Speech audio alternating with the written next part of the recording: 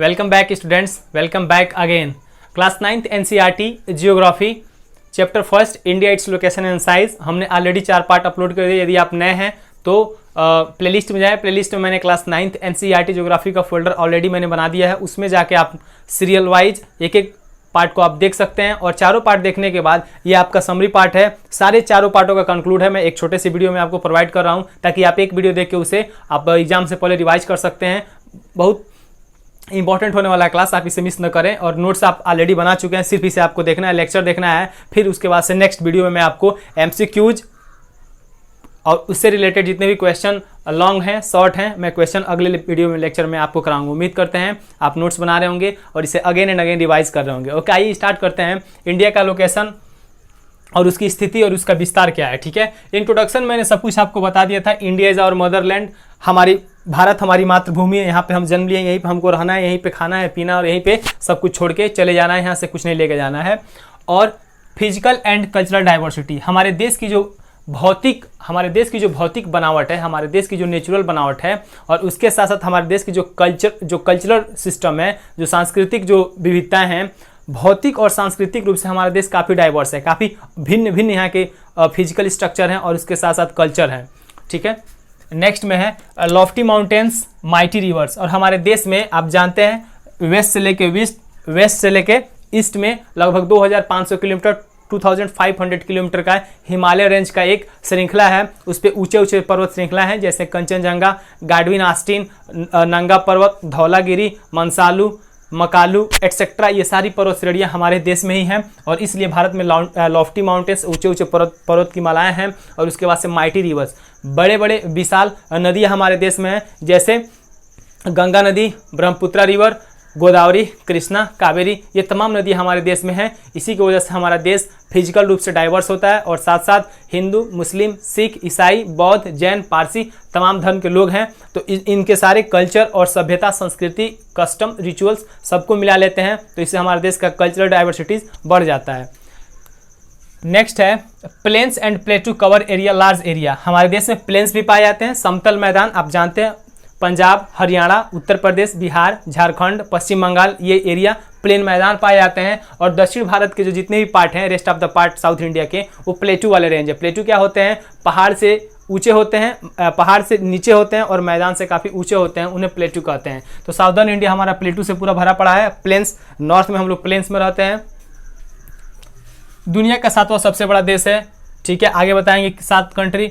और second most populated country, दुनिया का दूसरा सबसे ज़्यादा पॉपुलेशन वाला कंट्री कोई है, वो है इंडिया। यहाँ की आबादी इस समय लगभग 130-135 करोड़ हो चुकी होगी। ठीक है, अब आइए भारत का साइज देख लेते हैं। भारत का साइज क्या है? भारत पूरी दुनिया के लैंड का 2.42% रखता है। यानी पूरी दुनिया का अगर 100% लैंड मानते हैं, जहाँ पे पूरी इंसान जाति, मानव जाति, क्रिएचर्स, पेड़ पौधे, जंगल वंगल सब चीज़ हैं, वहाँ पूरी दुनिया का 100% है, तो वहाँ पे 2.42% भारत का अकेले है। ठीक है, और भारत देश का क्षेत्रफल 32,87,263 किलोमीटर स्क्वायर, यानी 3.2 मिलियन किलोमीटर स्क्वायर हमारे देश का क्षेत्रफल है। 7th लार्जेस्ट कंट्री भारत दुनिया का है, जिसमें पहला है रसिया, दूसरा है कनाडा, तीसरा यूनाइटेड स्टेट्स ऑफ अमेरिका, चौथा है चाइना, 5वां है ब्राज़ील, 6ठा ऑस्ट्रेलिया, 7वां है इंडिया। और भारत का जो साइज है नॉर्थ से लेके साउथ तक, यानी भारत का जो मैप आप देख रहे होंगे, नॉर्थ से लेके साउथ तक इसकी जो लंबाई, कुल लंबाई है 3214 किलोमीटर। पूरब से लेके पश्चिम तक इसकी लंबाई 2933 किलोमीटर आप देख रहे होंगे।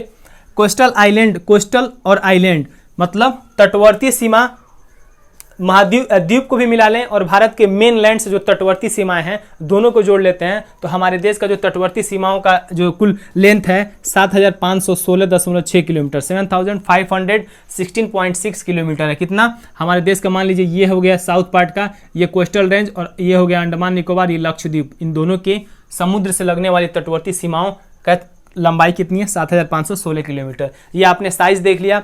अब आते हैं लैटिट्यूड। मैंने अक्षांश आपको बता दिया था, ग्लोब पर खींचा गया पश्चिम से पूरब एक हॉरिजॉन्टल लाइन को हम अक्षांश बोलते हैं, लैटिट्यूड बोलते हैं। और इससे नॉर्थ जाने पे उसको नॉर्दर्न हेमिस्फीयर, साउथ जाने पे साउदर्न हेमिस्फीयर बोलते हैं। तो भारत इस वाले रेंज में स्थित है, लाइन ऑफ कैंसर इस वाले रेंज स्थित है भारत, इसलिए भारत नॉर्दर्न हेमिस्फीयर में स्थित एक देश है। और इसकी कुल लैटिट्यूडनल डिस्टेंस, लैटिट्यूडनल लंबाई कितनी है 8 डिग्री 4 मिनट नॉर्थ से लेके 37 डिग्री 6 मिनट नॉर्थ लैटिट्यूड है। यदि आप नए हैं, नहीं समझ में आ रहा है तो प्रीवियस 4 जो वीडियो मैंने ऑलरेडी अपलोड कर दिया उसे आप देख सकते हैं।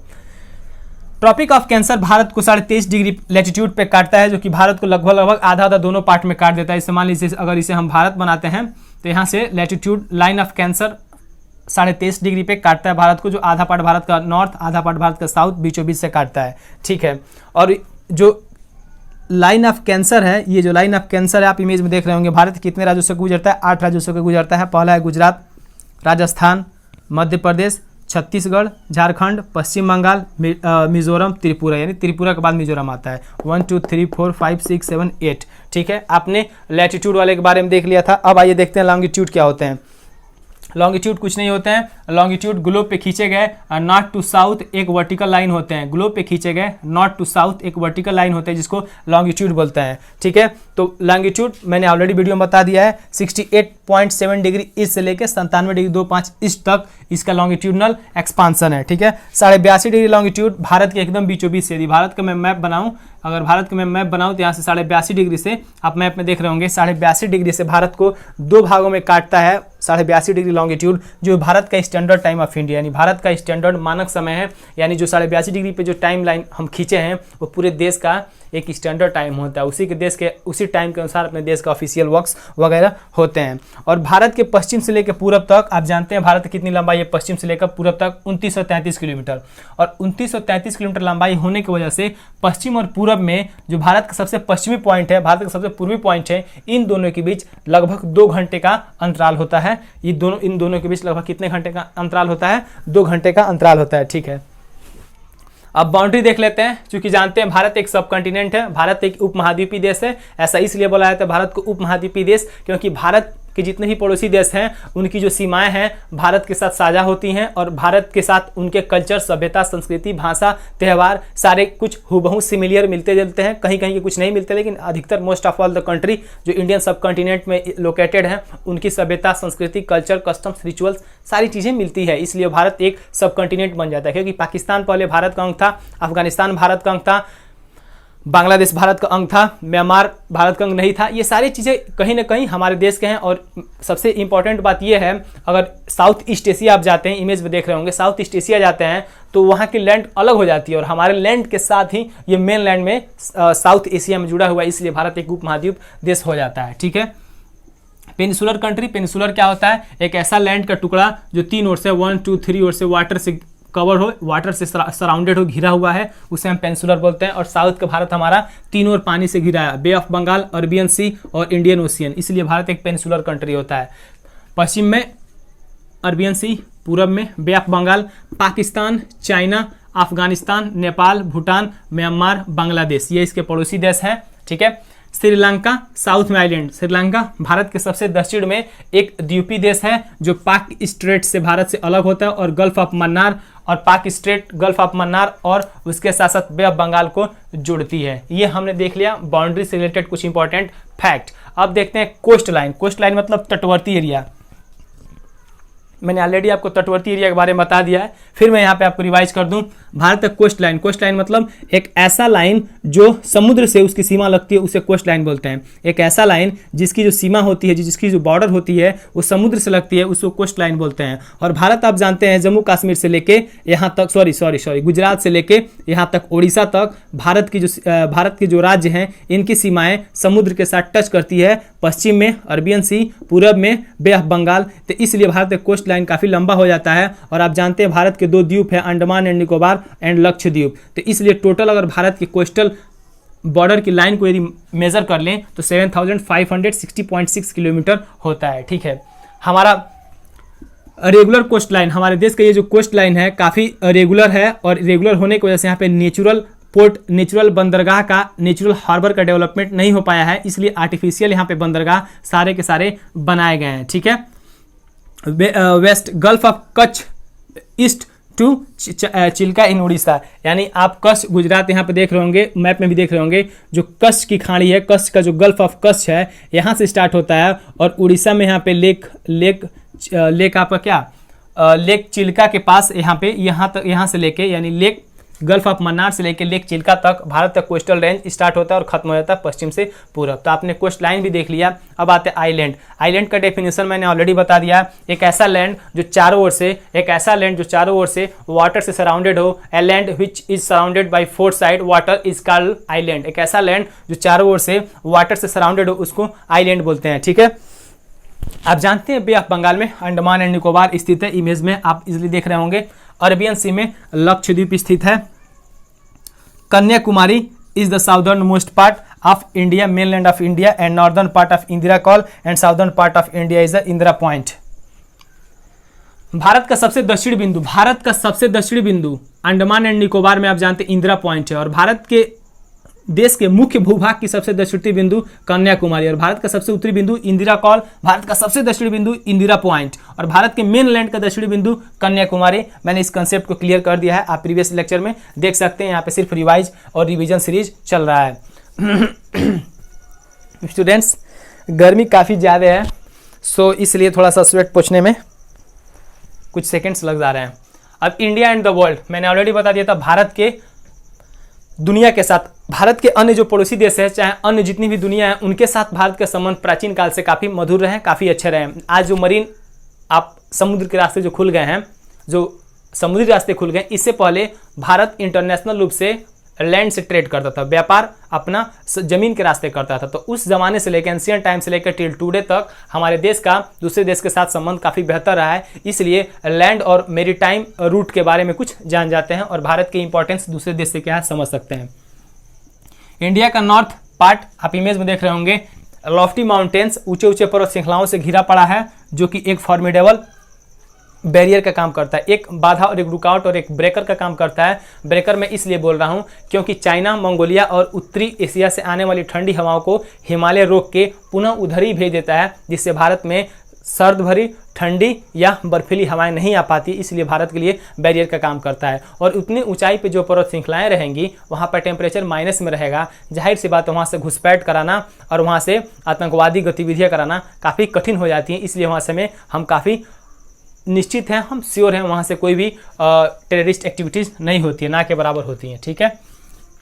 लेकिन आप कहेंगे सर फिर चाइना और तिब्बत के साथ हम कैसे कनेक्ट हैं? तो चाइना और तिब्बत के साथ हम कनेक्ट कैसे हैं? आप जानते हैं, दो पहाड़ जब ऐसे होते हैं, दो पहाड़ के बीच में एक रास्ता होता है, पास जिसे दर्रा बोलते हैं, पासेस जिसे दर्रा बोलते हैं, आप इमेजेस वगैरह में देख रहे होंगे। तो उन पासेस के रास्ते हम तिब्बत और चाइना से ट्रेड करते हैं। उन पासेस का नाम होता है जोजिला पास, सिपकिला पास, नाथुला पास, खैबर पास, मलाकंड पास, गोमल पास, ठीक है। और अफगानिस्तान से इंडिया भी हम ट्रेड करते आए हैं, शुरू से लेके एंशियंट टाइम से लेके आज भी हम अफगानिस्तान से इंडिया टू अफगानिस्तान हम चीज़ें एक्सपोर्ट और इंपोर्ट करते हैं। वो भी हम किसके माध्यम से करते हैं? हम लैंड के माध्यम से करते हैं। उस लैंड में जो पहाड़ी इलाके में जो लैंड जिन्हें हम पास कहते हैं, उस पास का नाम मलाकांड है, खैबर है, गोमल है। I hope guys you get it very well.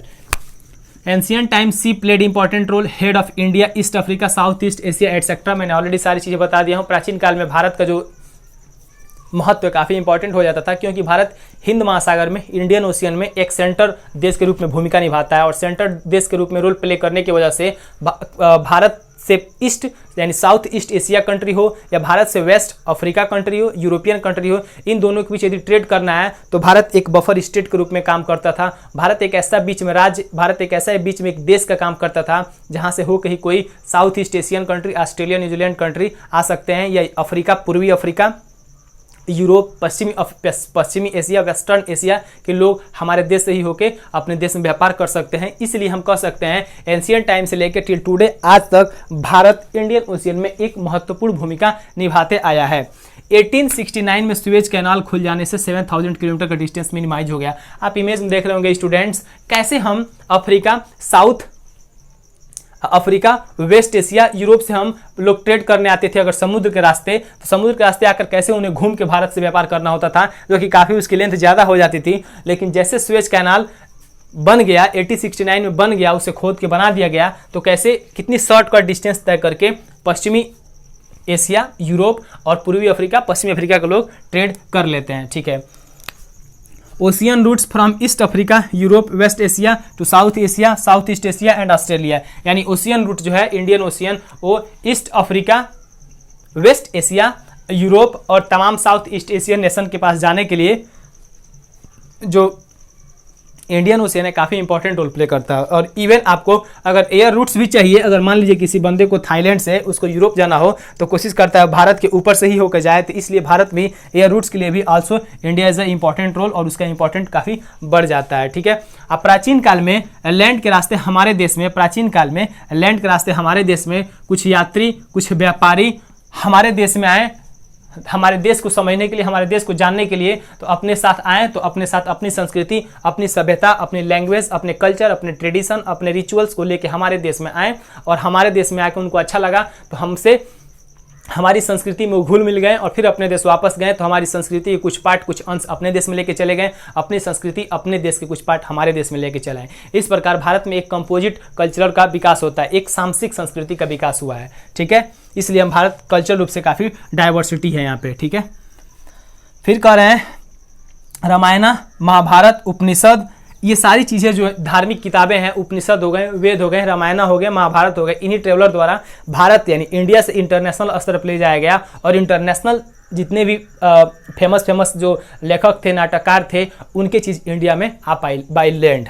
ठीक है, great diversities but some point which make India unite like Assam tea, Punjab wheat, West Bengal rice, UP Himachal Pradesh apple etcetera. Bharat में इतनी डाइवर्सिटी होने के बावजूद भी स्टूडेंट्स, भारत के लोग आज एक हैं, क्योंकि भारत के लोग को कनेक्ट करने के लिए असम का चाय, पश्चिम बंगाल के चावल, पंजाब का गेहूँ, दक्षिण भारत के मसाले, ये सारी चीज़ें भारत को एक करने में काफ़ी इंपॉर्टेंट रोल प्ले करते हैं। मैंने ऑलरेडी लेक्चर में आपको बता दिया है। स्टूडेंट्स, आगे आते हैं हमारे पड़ोसी देश। आप जानते हैं पड़ोसी देश का कितना इंपॉर्टेंट होता है। रात बिरात आपके घर कोई इंसिडेंट हो जाता है, कोई घटना घट जाता है, तो आपके पास सबसे पहले ना आपका कोई दोस्त आता है, ना सबसे पहले आपके रिश्तेदार आते हैं, सबसे पहले आपके पड़ोसी आपके पास होते हैं, क्योंकि पड़ोसी आपके बगल में होते हैं और सबसे पहली जिम्मेदारी उनकी रिस्पॉन्सिबिलिटी यही बनती है कि पड़ोसी ही आए। इसलिए यदि आपके पड़ोसी के साथ आपका रिलेशन अच्छा नहीं है तो बाई चांस आपको रात में कोई परिस्थिति विषम हो जा रही है, तो आपके पड़ोसी यदि आपके हेल्प नहीं करेंगे तो हो सकता है आपके लिए परिस्थितियां काफ़ी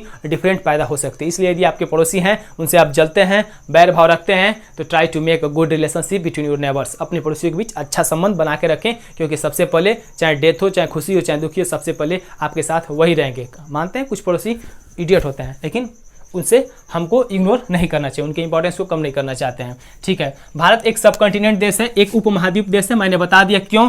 और उपमहाद्वीप जो देश था 1985 में, 1985 के दशक में पूरे भारत के उपमहाद्वीप में जितने भी देश है, जितने भी उसके पड़ोसी देश हैं, उनको एक करने के लिए, हालांकि पहले वो एक थे, इसलिए उनको एक करने के लिए, आपस में संस्कृतियों का आदान प्रदान करने के लिए, आपस में फिजिकल, आपस में इकोनॉमिकल, आपस में कल्चरल, आपस में एजुकेशनल, आपस में हेल्थ सेक्टर से रिलेटेड, आपस में आदान प्रदान करने के लिए, एक दूसरे को हेल्प करने के लिए एक सार्क नामक संस्था का गठन किया गया, जिसमें the south Asia association for regional cooperation, ये दक्षिण एशिया का एक क्षेत्रीय संगठन है, जिसमें ये लोग जितने 8 देश के लोग जो इसमें मेंबर होंगे, उनके सारे हित एक दूसरे के हित से मिलते जुलते हैं और आपस में मिलजुल के वो अपने प्रॉब्लम को सॉल्व करेंगे और एक दूसरे के बीच कभी इंटरफेयर नहीं करेंगे, एक दूसरे के टेरिटरी में, एक दूसरे के देश के अंदर। जिसमें मेंबर कौन है? इंडिया, पाकिस्तान, बांग्लादेश, भूटान, नेपाल, श्रीलंका, मालदीव, अफगानिस्तान। आपने लेक्चर में देख लिया होगा। ठीक है, जिसमें पाकिस्तान, अफगानिस्तान भारत के उत्तर पश्चिम में है, चाइना, नेपाल, भूटान भारत के नॉर्थ में है, म्यांमार एंड बांग्लादेश भारत के ईस्ट में है, इंडियन ओशियन भारत के साउथ में है। ठीक है, श्रीलंका और मालदीव भारत के साउथ पार्ट में है। आपके इंडियन ओशियन में श्रीलंका और मालदीव 2 आइलैंड हैं, जिनके संबंध अभी भारत से काफ़ी बेहतर हैं और हम उनसे काफ़ी अच्छा रिलेशन रखते हैं। और मैंने आपको प्रीवियस लेक्चर में ये भी बताया था, जो भूटान देश है काफ़ी छोटा देश है, हिमालय के गोद में बसा हुआ एक छोटा सा देश है, उसकी सिक्योरिटी और उसकी सुरक्षा की जिम्मेदारी भारत सरकार के अंतर्गत है। इसलिए भारत भूटान के साथ भी हमारे रिलेशन काफ़ी बेहतर हैं। ठीक है, आइए आगे बढ़ते हैं। All nations are independent isolated from the rest of Asia. जितने भी 8 देश हैं भारत, 8 सार्क के जितने भी 8 देश हैं, वो सब एक दूसरे से स्वतंत्र है, कोई भी किसी देश का गुलाम नहीं है, वो अपने डिसीजन सेल्फ लेते हैं। और ये जो 8 देश हैं isolated from rest of Asia, आप एशिया का मैप देख रहे होंगे, ये एशिया से 8 के 8 देश काफ़ी अलग हैं और 8 के 8 देश का जो एक अस्तित्व है वो कहीं ना कहीं एक दूसरे से मिलता हुआ है। इसलिए इसको सार्क नामक संस्था में इन सबको एक पास लाने का कोशिश किया गया। हालांकि अभी पाकिस्तान और अफगानिस्तान नामक 2 एलिमेंट ऐसे हैं जहां पे अभी अस्थिरता, उनके देश में अस्थिरता बनी हुई है, स्टेबिलिटी का अभाव है। इसलिए अभी ये सार्क नामक संस्था अभी उतना कारगर और उतना इफेक्टिव नहीं है। ठीक है, आगे बढ़ते हैं।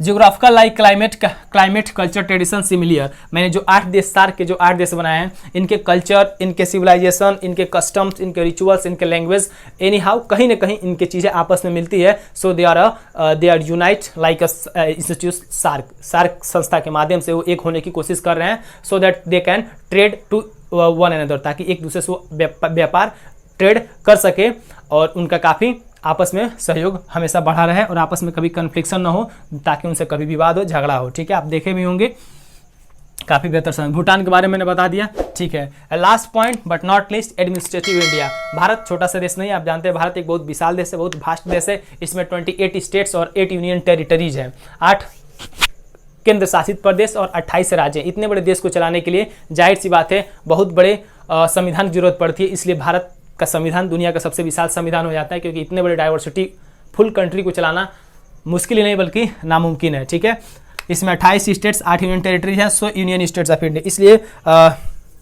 इसलिए भारत को राज्यों का संघ कहा जाता है। India is the union of states. Bharat राज्यों का संघ है, क्योंकि सारे राज्य आपस में मिलकर भारत को एक संघ बनाते हैं और कोई भी राज्य, कोई भी स्टेट्स भारत देश से अलग नहीं हो सकता है। चाहे कुछ भी हो जाए, वो हमारे देश का हमेशा अंग था, अंग है और अंग रहेगा, कभी अलग नहीं हो सकता है। लेकिन अमेरिका के 50 स्टेट्स हैं, कोई भी एक राज्य वहाँ से निकल के एक अलग देश बना सकता है, चाहे वाशिंगटन, चाहे न्यूयॉर्क, चाहे कोई भी देश वहाँ का राज्य है। ठीक है, राजस्थान भारत का सबसे विशाल, भारत का सबसे क्षेत्रफल की दृष्टि से सबसे लंबा राज्य, आप इमेज में देख रहे होंगे। गोवा क्षेत्रफल की दृष्टि से भारत का सबसे छोटा राज्य है और अंडमान निकोबार केंद्र शासित प्रदेश में सबसे बड़ा क्षेत्रफल की दृष्टि से है और लक्षद्वीप क्षेत्रफल की दृष्टि से भारत का सबसे छोटा smallest union territories of India है। गाइज, हमने इसमें class 9th NCERT chapter 1 India its location and size हमने कंप्लीट अध्ययन कर लिया। एक एक टॉपिक को मैंने डिटेल में 1 to 4 फ्रॉम 1 to 4 लेक्चर तक मैंने ऑलरेडी आपको अपने प्लेलिस्ट में अपलोड कर दिया। यदि आप नए हैं तो जाइए पहले उसे देखें और प्लीज़ चैनल को सब्सक्राइब करें, क्योंकि सब्सक्राइबर बढ़ेंगे तो और बेटर से बेटर वे में I will try to provide all my lectures in a good and best in the best manner. अच्छे से और बेहतर से बेहतर तरीके और बेहतर से बेहतर कंटेंट प्रोवाइड करा सकूं, बशर्ते हमें सब्सक्राइबर्स चाहिए। जितना हो सके आप शेयर करें और वीडियो को लाइक करें, पूरा देखें, नोट्स बनाएं और नोट्स को ग्रुप में शेयर कर सकते हैं। Okay, bye, take care, thank you and please आप इसे स्क्रीनशॉट ले सकते हैं।